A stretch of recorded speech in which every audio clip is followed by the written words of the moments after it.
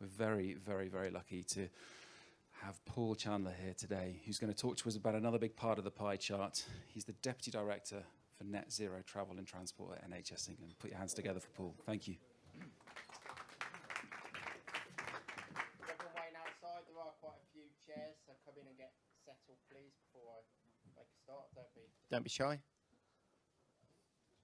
Okay. Thank you for coming along today to my session. I'm Paul Chandler. I lead the Net Zero Travel and Transport team at NHS England. What does that mean? I'll show you in a moment. If you have any questions or comments or ideas for me today that I don't get to, that's our team mailbox there, england.nztt@nhs.net. We'd be very happy to receive any questions, comments, requests for help, if that's helpful. All right, I'm going to talk about a few things today. I'm going to talk firstly about the scale and scope of the Net Zero Challenge broken down into its various component parts for travel and transport. I'm going to be focusing most of my talk on the technology, the cutting-edge technology that we're developing and deploying across the NHS in England, mainly in the ambulance fleet, because that's our biggest technological challenge. I was going to finish up by talking about electrifying freight, but this afternoon, Heidi Barnard, my colleague from supply chain, will be here. They're using some of these electric HGV, so I'll actually leave her to talk about that in a bit more detail. So, this is the last full carbon footprint we did in the NHS for travel and transport, all the way back in 2019. Things will have moved on a bit since then, but not by much overall. NHS England are just about to publish its carbon footprint for 2022, and we've seen some reductions, some modest reductions in staff commuting, patient travel and business travel in particular, but not really move the needle to any great degree. So overall, in 2019, the NHS in England accounted for 4.3 million tonnes of carbon dioxide equivalent. That is 14% of the overall NHS footprint, a huge amount of carbon. You can see there that carbon footprint broken down into various different chunks. The biggest source of emission are patient travel, whether they're travelling to a GP or to a hospital appointment. That's the single biggest source of carbon emissions, purely because of the scale, the sheer number of patients making those journeys every day. Closely followed by freight transport. Every time anything is delivered to or collected from a healthcare facility, a massive amount of greenhouse gas emissions. And then staff commuting as well, 1.5 million staff in the NHS famously. They create a lot of carbon, both by just travelling to their normal place of work, staff commuting, and then all the travel they do on behalf of the NHS, whether it's travelling between hospital sites, whether it's visiting patients in their own home. Huge amounts of greenhouse gases emitted from there. My team's job is to get all of this down to net zero by 2045, which seems like a long time away, but it's a single generation really to eliminate all greenhouse gas emissions from all of those sources. So we're quite a tall order. Luckily, a few things are on our side. Mainly the way that technology has developed over the last few years and how we are embracing that as an NHS. The biggest challenge that we've got, the biggest single technological challenge, is obviously emergency ambulances. They're probably the most difficult to decarbonise terrestrial vehicle in the UK, if not globally. Why is that? Well, first of all, they're very heavy, they're very specialist vehicles. They take a lot of conversion. You add a lot of weight when you take a van chassis and you build it into an ambulance. And because you add all of that weight, you reduce the range that you're able to drive in those ambulances as a direct result of that. You also need quite a lot of power to power the equipment in the back of an ambulance. In an electric vehicle, that will have to come from the traction battery or some auxiliary batteries. You don't have an alternator in an EV. You can't generate the electricity yourself from that engine. So that consumes a lot of power as well. That also decreases the range of an electric ambulance. Some individual ambulances might cover a massive geographical spread. Here in London, they probably don't move very far from their base location. But up in Yorkshire, for example, they might be covering a massive part of North Yorkshire. You don't really know where that ambulance is going to go throughout its shift. And crucially, they've got to be ready for the next call. We can't say, oh, sorry, can you wait an hour for that heart attack response? We're just going to plug it in. So we have to design a system where these emergency ambulances will charge when they're stopped for the reason, so that they are available for the next call in exactly the same way as diesel ambulances are today. There's loads of other reasons why it's challenging, but they're some of the key ones. We've taken a data-led approach at NHS England. We think it's the first time anyone's done this globally to try and work out, is the technology going to be able to keep pace? Are we going to be able to deploy electric ambulances from a vehicle, refueling and operational perspective?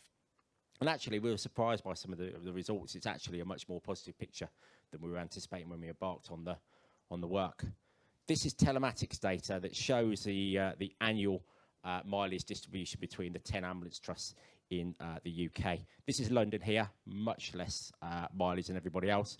But for most of the other ambulance trusts, not really that much variation in the total annual mileage. We've actually done more than that. We've gone down and looked at the telematics data, which tells us what every ambulance does every second of the day. So we're able to say with confidence what that mileage distribution is. It's not a case of taking annual mileage and divided by working days. It's a granular day by day, hour by hour, second by second analysis of what ambulances are doing. And when we build up that analysis, it showed some surprising results. It showed us that the mean average daily mileage of an ambulance is 92 miles per day, and only 5% of ambulance days did an ambulance do more than 186 miles. So this brings electric ambulances into the sphere of the feasible, providing that you can charge them once for about 30 to 45 minutes per 12-hour shift. And that is really, really feasible. The telematics data also showed us that even the busiest ambulances in England have their ignition off for 15 hours a day. And a lot of that time when the ignition is off, they're either at an ambulance station or outside an A&E department. If we build the right refueling infrastructure in those locations, then electric vehicles, even that are being built today, never mind those that will be coming in the next few years, are fully capable of delivering these kind of mileages, whilst also providing all that power you need to power the equipment. In fact, it's a reality. It's not something that might happen in 5 or 6 years' time. It's something that we're doing now. West Midlands have had an electric ambulance for the last 3 years. They did that by ripping out the engine out of a diesel ambulance and spending a lot of money with really high-tech electronic systems. This vehicle can do about 120 miles on a single charge. Perfect. But it did cost a lot of money to build. It cost more than 4 times your standard diesel ambulance. So it's great from a technological perspective, not viable from a financial perspective. But as a proof of concept, this has been running every single day for the last 3 years in Birmingham, has never run out of charge once. So it is possible to do. We are now building the next generation of these electric ambulances. We're building 13. In fact, the first one is done. It's ready. It's in London. You might see something in the press this week or next week when it's formally launched. This is built on an electric van chassis. We haven't had to do all of the retrofitting, all the bespoke electronics that we've done in the first generation. It's built for mass production. We're building 13, and we're going to trial them across 5 ambulance trusts over the next 6 to 9 months, see how they perform, see what the operational implications are, build out from there, slow, steady steps to make sure that these work. If we built one of these ambulances and ran out of charge with a patient in the back, that would knock the program back 10 years, possibly forever. So we need to be careful. We need to take careful steps and plan every step of the way. We do think, though, that these electric ambulances will give us a range of about 90 miles on a single charge, which means that if you could charge them once every 12-hour shift, they'd be capable of doing up to that 95th percentile. Certainly over 80% of ambulance duty cycles we think will be able to be serviced by this second generation ambulance, which is being built now. This is today's technology that we're working with. By the end of the decade, 2029, we think that because of all of the improvements being made in battery technology, in electric vehicle components, battery density, we'd expect the third generation to be able to do up to 200 miles on a single charge. And that brings into range that extreme 5%, those 5% of ambulances that do more than 186 miles every 24 hours. With a battery like this, you could accommodate those as well. Ambulances that respond to major incidents, ambulances that go from one end of the country to another. This brings these into play as well. So the vehicle technology is there or thereabouts already. Of course, that's only part of the problem. What we're really keen to do, though, is to embed this into action. A few ambulance trusts are leading the way. They're really, really keen to do this, and they are showing a leadership role. Our job at NHS England is to make sure that we're constantly lifting that bar and making it, standard practice. So from April 2024, we've written into the national specification that where ambulance trusts do want to do this, they can buy BEV ambulances under that national framework. We don't think many will buy them to begin with, but it gives them that option for those that do want to do that. And we're understanding that we might buy as many as 50 in 2024, which is a big step forward from the 13 we're building now. The BEV ambulances will inescapably be more expensive than the diesel ones, about £20,000 more to purchase, and most of that additional cost is wrapped up in the fact that the base vehicle is more expensive as an electric than a diesel.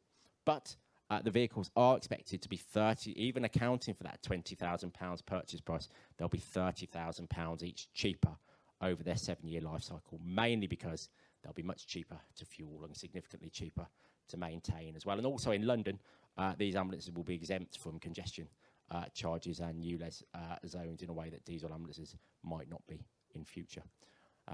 It's not all about carbon, though. It's also about air pollution. Ambulances create a lot of air pollution outside hospitals. They're parked up with their engine running normally to keep the cab warm and the equipment on. So we've also built into that national spec a couple of fairly new pieces of technology, which every new ambulance will have to have from April 2024 onwards. One is some anti-idling software, so if the vehicle is stationary, if the equipment is charged up enough and the cab is warm or cool enough, the engine will automatically turn off. That saves you idling the engine, saves a lot of fuel, saves a lot of emissions, saves a lot of money. In a similar vein, acceleration control software limits how aggressively you can accelerate that vehicle when it's not in blue light mode. And again, that saves a lot of fuel, a lot of emissions, a lot of money. Just makes sense to do.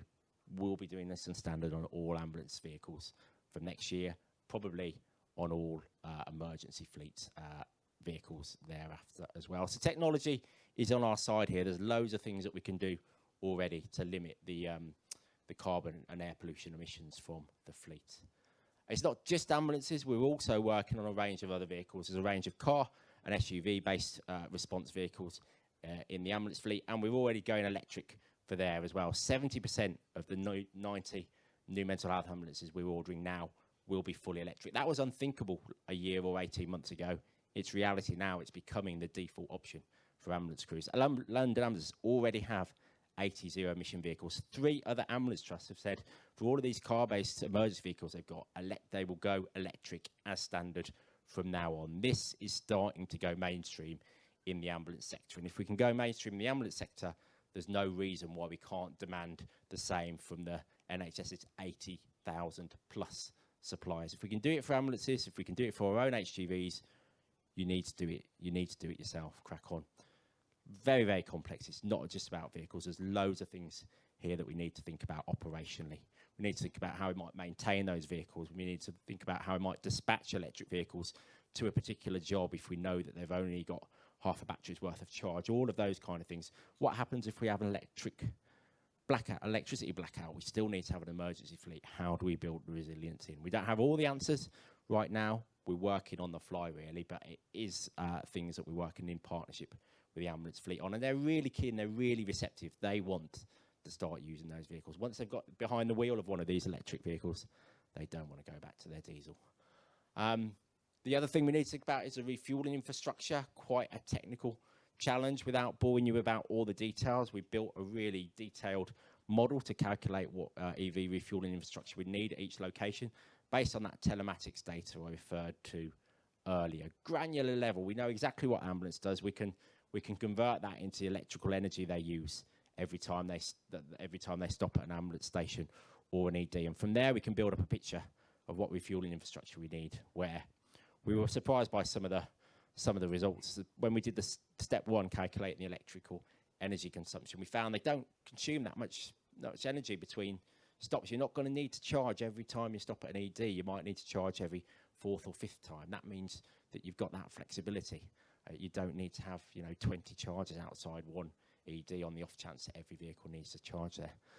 We found in step 2, when we're calculating how quickly we need to charge the ambulance back up to reach full battery capacity, 70% of those stops at hospitals or ambulance services could reach back to 100% state of charge with a 22 kilowatt hour charger. I'm not advocating we go for 22 kilowatts everywhere, but it's just a demonstration that we're not going to need those banks of ultra-rapid chargers at all locations. We can get by with a much more modest mix of EV refueling infrastructure, which means that it's going to be cheaper to install, cheaper to maintain. We actually estimate the total cost of all of the EV charge points for an entirely zero-emission emergency fleet across the whole of England to be around £65 million for the charging and installation. It might be double that. It might be the same again for DNO connection upgrades and grid reinforcement. No one really knows. But even at 130 million over 10 years, that's quite a modest investment when you think that an emergency fleet would save £59 million every year on fuel and maintenance. It's a brilliant return on investment. You know, you make your investment back in 2.5 years. You can't really say that about other capital investments in the NHS and all of the other health and environmental benefits that these things bring as well. It's a sound investment. Of course, it's not without its challenges. There's loads of problems, not just about how are you going to pay for it and where you're going to install it. There's loads of other things, and these are just a sample of things that people have thrown out at us as a reason maybe not to do it or to slow down. But the good news is technology is on our side. There's technology has advanced so far in the 3 years that I've been doing this job. People say to me, well, where are you going to put the chargers outside, ED? It's always busy and you've always got a queue of ambulances down the road. How is the ambulance at the back of the queue going to charge? Well, it's not. It doesn't have to charge the entire time it's stopped out on ED. It needs to charge once for 30 to 45 minutes per 12-hour shift. Normally, it will go back to its ambulance station base for its meal break for 45 minutes. It will normally charge there. You've got chargers outside ED for extra resilience and extra flexibility. And induction charging, at the moment, it's not powerful enough to charge ambulances in the rate that you want to, but people are now building induction chargers for HGV. That's how quickly induction charging has progressed. Within 2 or 3 years, we think it will be viable to charge an ambulance up really quite quickly and powerfully with induction charging. People say, oh yeah, well, you know, what if my ambulance in Yorkshire has to go to, you know, the East Midlands to drop a patient off? Will it be able to use a charge point there? Well, yes, it will, because the technology now means that it doesn't matter who provides that charge point. All the open charge point protocol technology will work. And if it doesn't, ambulance trusts have fuel cards, so they're able to use any EV charge point they come across. So that's cool. Fire resilience, very serious. People say to me, don't electric vehicles catch fire all the time? Well, depends what you mean. Electric cars and vans, no, they don't actually. The rate at which they catch fire is much, much, much, much less than petrol and diesel vehicles. Although when they do catch fire, they're pretty dangerous. So we do need to think about that. All the headlines you've seen about EVs catching fire regularly are probably related to e-bikes, e-scooters, who have an unregulated battery market. If you are thinking about getting an e-bike or an e-scooter, please get a genuine battery and a genuine charger. They can be very dangerous for fire. But for electric ambulances, we think we're going to be okay. Lots of work going on at the moment about liquid-cooled chargers, liquid-cooled batteries, and people like Toyota are invested in solid-state batteries. These will be a reality in 2 or 3 years' time. They're much, much less volatile from a fire perspective, and they're much, much less likely to experience thermal runaway as well. So technology is coming to our rescue here as well. Finally, blackout resilience. What if you have a local power cut? How are your ambulances going to get to hospital as well? The first point to make is if you've got a local blackout, you probably don't want to be taking that patient to your local hospital either. But aside from that, lots of things about battery storage, lots of things about generating your own electricity off-grid with solar PV and other things. There's now generated power charge points out there now, so you could plug in what used to be a diesel generator, hopefully an HVO or synthetic fuel generator in future, to generate electricity to power your charge points. You don't have to use the national grid to charge up your charge points. I guess I will conclude by saying that the vehicle and charge point innovation has developed so rapidly over the last 5 years, beyond what most people might, even experts might have predicted. And we think that technological innovation is only going to accelerate over the next 5 to 10 years. So the technology will be there. For the NHS, it's working out how we best deploy that and working with people who are keen and able and ready to try that technology in a very controlled and phased way. And that's what we're doing over the next year or two. I think that's it for me. Thank you very much.